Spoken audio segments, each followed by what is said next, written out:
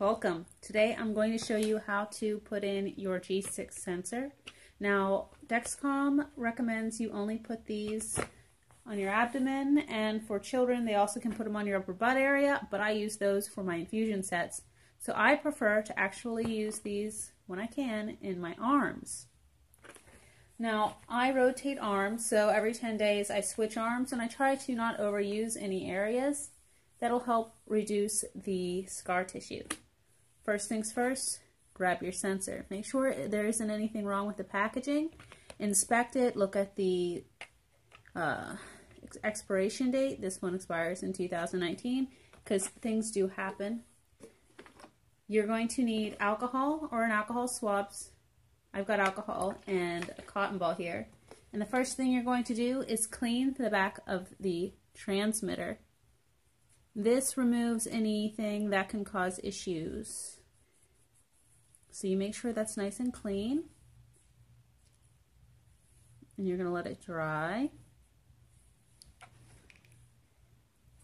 And then next I use IV prep. You can also use rubbing alcohol for this.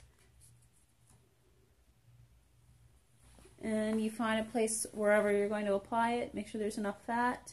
This is going to measure interstitial fluid. So I'm going to choose the side of my bicep right here. Nice and clean.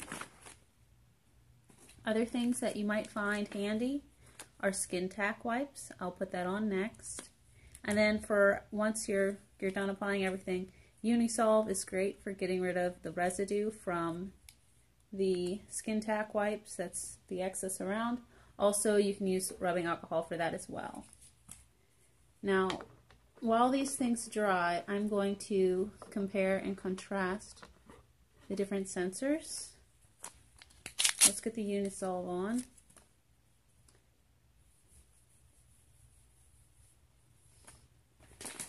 As you can see, the old ones, they had a plastic casing and you could see the needle in there.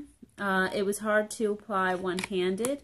It also involved you pushing the plunger, which was hard for a lot of people, I think, because you hesitate plunging a giant needle into your skin.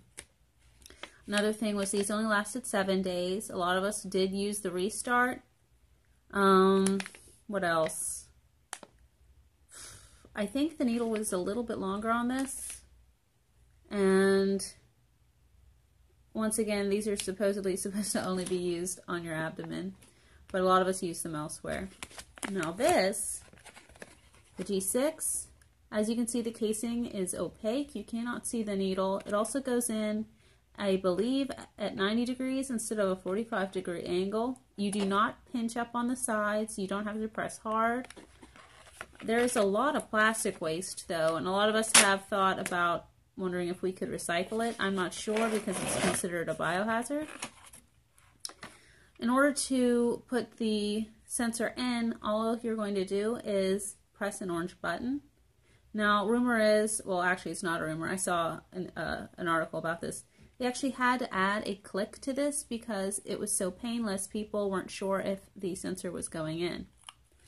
So now that this is dry, you're going to take your receiver, make sure it's all charged up. You can also use certain phones as a receiver. My phone actually doesn't hook up, but you're going to go on here and you're going to click New Sensor.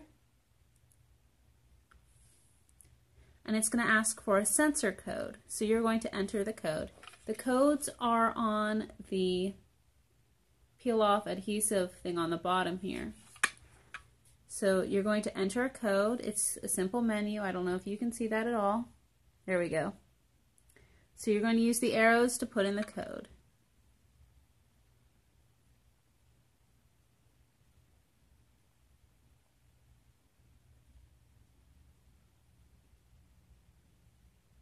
It'll ask if the code is correct, verify if the code is correct. What's cool is it has the QR code, so I believe if you're using your phone as a receiver, you might just have to scan this. Alright, sensor code successful. Insert sensor, attach transmitter. See, it tells you exactly what to do next. So you're going to peel off the adhesive.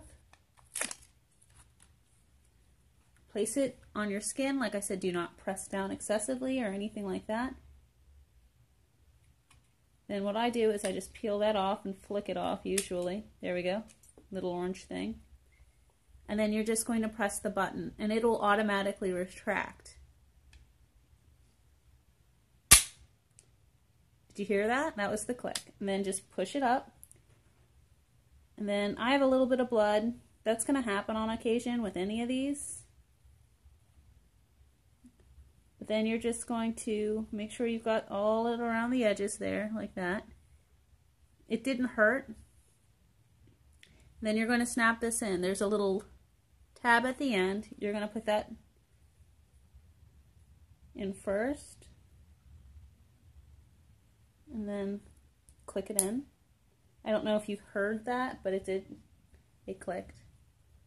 And then you're going to go on to your sensor or your thing, and it's going to say start sensor, and that's going to start the warm up.